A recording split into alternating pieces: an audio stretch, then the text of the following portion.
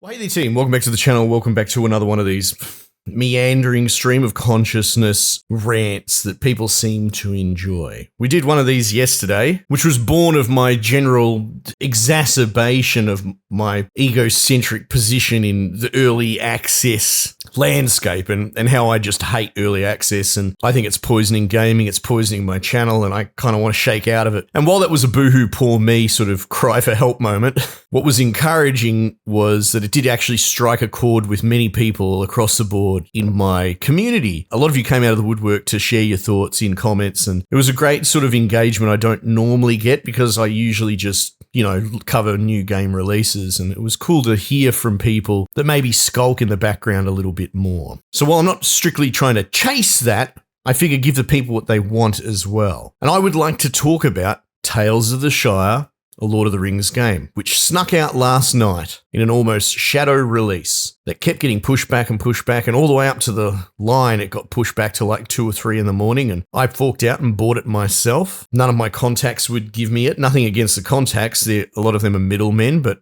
in turn, the codes were very selectively released into the wild. Anyway, look, I'd like to discuss all of that. The situation surrounding Tales of the Shire, and how it's a very interesting case of you get what you fucking deserve. But before we get too far into it, just at the top, I'd like to ask if you enjoy my work and you're not already, if you could please subscribe, that would be wonderful. With my community in my Discord is starting to really push me to be less sheepish about this stuff. And I've asked for the past couple of videos, maybe the last week, and we've had an astronomical surge of subs just by asking, right?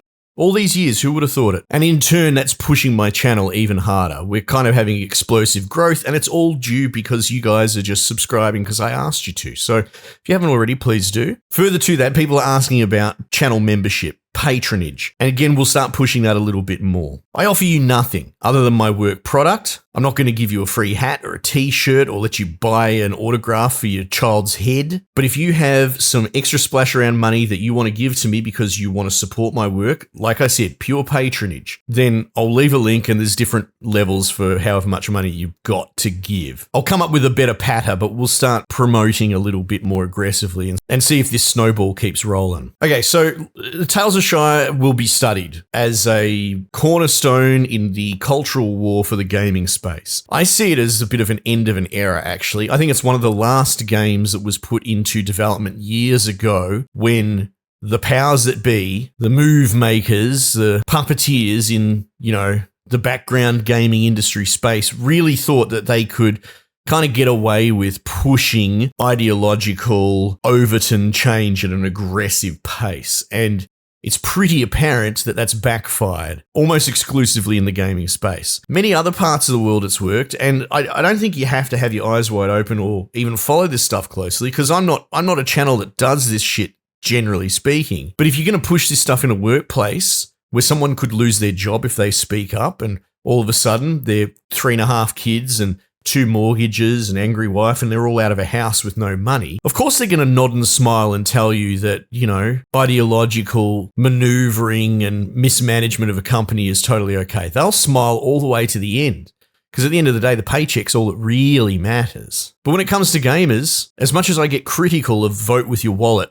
and a lot of people interpreting that as just being stingy, that's a topic for another conversation. The other side of that blade is that gamers just don't give a fuck. They're anonymous for the most part, right? And they have all the power because they can just not only not buy your game, but they can go on a campaign against it in every forum they can possibly find and just try and tear it down, which is kind of what's happened here. Now, I don't necessarily think that should be celebrated. I think nuance is the way that we win all of this. Everyone comes out the other side happy. But again, like I said, you get what you deserve. And the people that have a confused Pikachu face about this all blowing up in their face in the first place should be subjected to some sort of IQ test because they're failing on basic comprehension and reading the room. Another angle, I don't want to bury this either. I've been quite looking forward to this game, right? My background, I'm a big Lord of the Rings fan, obviously. It's very formative for me growing up. My favorite movie is The Fellowship of the Ring. I know it's very popular for especially dudes to like, the third one or Helm's Deep and all that. And those are cool. I enjoy the battle spectacle. But to me, the grandest part of it all is in the first movie, the forming and the breaking of the Fellowship, that much more intimate setup for what is to come, and especially just the Shire and showing it off, the soundtrack and the beauty of it, very original design of all the hobbit holes and the hobbits in general, all the forced perspective stuff. I think it's magic, and I rewatched it yesterday in anticipation for this game, and it still holds up. So suffice to say, I'm a fan of this setting. And looking at this game, I understand people's concerns, the sort of exaggerated art style. It has what I guess the kids call coding in it these days. And, people could be difficult and go, oh, explain exactly what you mean. No, dickhead, we all look at it and we know. You can look at this art style and you can tell the exact kind of red flag troublemaker behind this sort of art style. Much like things like Hades 2. I'm not going to be bogged down in a definition game. Everyone sees it. Everyone knows it. Much to my happiness, because I bought it. I've been playing it since midnight. I've put a bunch of hours in. This isn't a review, though a review will come. I just want to put more time into it. But I'm enjoying it. I like it. It's pretty much a food gathering recipe. A food porn is the term I use, right? You see this in a lot of Japanese video games. They really love their succulent food dishes and all that. But I like crafting and prepping food, and this game has it, and it's all very thematically consistent. So, I'm sorry if you're expecting me to bash this game and scream about how bad it is. I like it. I'm enjoying it, and a review will follow. However, two things can be true. I can enjoy the core of the game, and I can also recognize that it's going to fail catastrophically. It's set itself up to fail, and it deserves all the backlash and heat that it's getting. And if you listening to this can't navigate those two, you can't reconcile it, you may well be an ideological captured foot trooper yourself. If it's my way or the highway, and I'm the enemy for liking the game, despite it being a burning hot mess culturally, I suppose, have a bit of a think, brother. Navigate it with nuance. Here's something I'll bring to the table that I don't think a lot of people are talking about. I actually think there's a layer going on from the review space. So I mentioned that keys were few and far between, right? They're being very selective. And you can see that. You can see that not all the major chains got it, but some of them did, right?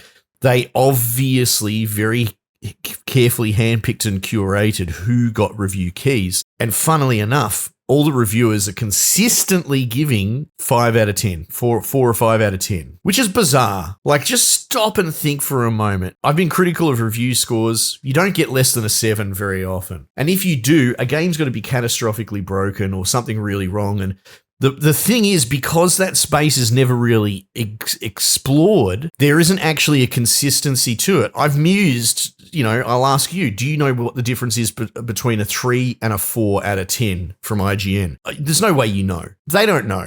They don't do it enough to know the difference. And for all of these different outlets to have fairly consistent 5 out of 10s on this game is very suspect to me. It actually seems coordinated. And having played it, I actually don't think it's a 5 out of 10 at all. The one complaint that I've seen so far is that maybe the gameplay loop is thin, and there's nothing necessarily wrong with that. You can have more child-centric games. It's got some actually really interesting innovation with the texture of foods when you chop them up and this, that, and the other, right? So this is my unique observation, is that I think this is more of a 7 out of 10, maybe a 6. And yet it's getting 5 4s coordinated by a bunch of hand-picked studios. And I truly think that this is a sacrificial lamb at the altar of the mainstream movement. The reviewers, the same reviewers that give nothing lower than 7 out of 10 because they don't want to rock the boat. They don't want to tell you that your favorite game is a bad game, but they also don't want to upset the developers that give them keys. I think these same reviewers have settled on, 5 out of 10, let's throw this game under the bus for the public perception. It might be a bit conspiratorial. Okay, sure, but that's what I see. It seems far too consistent. And like I said, as someone who's actually played it, it also seems kind of unreasonable. Anyway, look, I haven't meant to bury it, but the elephant in the room is self-apparent. It's obvious, right? We've got character creators and characters within the game world, which are, not all just pasty white English from the bloody, 1910s, 1920s or whatever. You've got the whole gamut. You've got dark skin, and you've got very clear flagging of more ethnocentric character design. Like one of the first quests that I've been doing has been like this brother and sister team. The brother especially. And again, I'm sick of tiptoeing around this sort of stuff because you get trapped, you get dragged into the mud, in a weird definition game by people that are trying to tie you up when we can see what's plain as day. The brother of this couple, between his dark skin and the unusual sprongy hair design that they've done, they are clearly trying to make this dude appear not native English, native to the time period, to the period piece, to what Tolkien saw, right? There's a reason that every single hobbit and elf and all that are all pasty white. It's because that was the vision of the original writer, and that was what Jackson realized in the movies. And I feel silly explaining this, and I shouldn't have to. We all know this, and if you pretend that you don't know this, you are a bad actor. And that's the thing at the core of all of this that I can tell you right now. Maybe you, dear progressive pusher, in your faux, I don't understand how you could have a problem with this, but you do.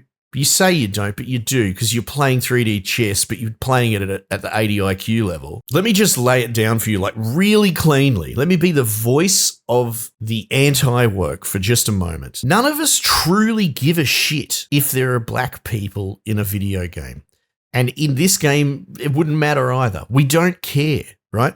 You could make an entire melting pot or an ethnocentric game, but here's the truth of it. If it was the fucking best game ever, if it was some RimWorld level gameplay or whatever, pick your poison, pick your favorite high watermark, maybe your Witcher 3s or even your Cyberpunks to a point. Like if your game was quadruple A in the purest gameplay sense, and it was just crack cocaine, and it was so well designed, and every decision that came first was to make it a great experience for the player, no one, I fucking guarantee you, no one would care if you're bloody race swapping or whatever. You could do all that shit to your heart's content. But there's the dissonance.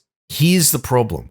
Someone who is so motivated so as to try and be revisionist with, character, skin color or gender. This game has ambiguous gender things as well. There's a slider. There's like 5 body shape sliders that gets progressively bigger tits, right? Just put male and female. Everyone knows what you're doing. Stop pretending like we don't. We know you know. But the thing is, the people that are willing to put that into a product, that they think they can sneak it past the goalkeeper, that think they can affect some sort of social change through the medium of video game, you immediately show your hand that in the priority order, like the hypothetical I gave you before, which was gameplay at the top and maybe race changing at the bottom or lower down, you have shown that you have agendas higher than gameplay feasibility.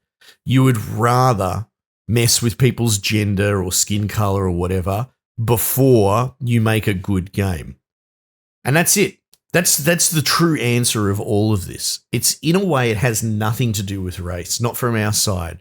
Though people have been so quick to just label anyone that pushes back against progressivism as racist. The truth is that we just have figured you out. We understand that you would much rather push social change as a priority and gameplay secondary, and that's not what any of us are paying for. We want gameplay first, and then the rest of it can come after. Right? And look, beyond that, there are red flags within red flags. The fact that you think you can do that you can rock up and fuck with Tolkien's original vision, you can find some footnote somewhere saying maybe this particular hobbit was of darker skin, or maybe the elves are of fair skin, and you reckon in your interpretation that doesn't mean white. This is all disingenuous semantics, and it just reads as incredibly disrespectful and disingenuous towards what is established English culture and literature. You, with your 2025 media literacy degree, believe that you can outmaneuver the entire culture of 100 years. You're wrong, and we know you're wrong. And just while I'm ranting about it as well, sometimes an example helps. I feel like something that might be a really good, not whipping boy, but something that would be a good launching point for a lot of these examples. Modern and the other side of ethno-focus would be like Black Panther, right? Let's say you made an open world video game set in Wakanda and everyone's a black African dude, right? Now, if you tried to tokenize and put in a white Ryan Gosling side character in there, inexplicably, doesn't make sense, doesn't fit, he's just a white tribesman in amongst the black dudes and all that. I'm telling you now, all of us over here, the screaming racists that you hate, we wouldn't like that either for the exact same reasons. You're adding in an out-of-place character for an agenda that goes against the grain of what the game is trying to be and what it's trying to establish. And I think about that. I don't think that's an unfair hypothetical. You give me a Tales of Wakanda cozy game and you make all the character sliders different shades of black, and I won't fucking care. In fact, I would like that better because it would be consistent. Now, how can I possibly be a bad guy if I can say shit like that? And like I said, I guarantee all the actual people that are legitimately concerned about the sanctity of English literature being fucked with for an ideological agenda, those same dudes would probably quite enjoy playing a Wakanda Forever well-made game. Make it a great game first that happens to be set in Wakanda. Don't just set it in Wakanda because people be black and we was kings, and then make a game after that. See, this isn't me green lighting you to do your ideological bullshit. Make a great game. Have it happen to be set in Wakanda. Make every character black. Keep it consistent. We'll come and play it as long as your philosophy is that it's good. Anyway, this video won't stop if I don't stop it. Again, meandering mess, whatever. Tales of the Shire deserves all the backlash it's getting. I feel like it's being sacrificed by a coordinated effort by a lot of the media that have decided that this is a soft enough target that they can throw it under the bus without any real repercussions while trying to appeal to the main gamer base. I mean, it's not going to work, but I think that's what's happening. And the tragedy of it all is that the Tales of the Shire, so far from my time spent with it, seems like a cool game. I like it for what it is. I refuse to say cozy. People that rally behind the term cozy, they need a better word. They need infantile. There's a difference between games for kids and enjoying them on their merit and games made for child adults. That's what cozy truly is. That's another conversation altogether. But yeah, this game's like a 6, 7 out of 10 that's getting thrown under the bus in the hope that if the game industry and by extension the review industry shows their tummy to you, the angry, incensed gamers, that maybe you'll stop going for the jugular. How wrong they are. This same thing's going to happen to Borderlands 4 and whatever else is still in the pipeline. Anyway, team, might just leave it there for the time being, and I'll catch you guys on the next one.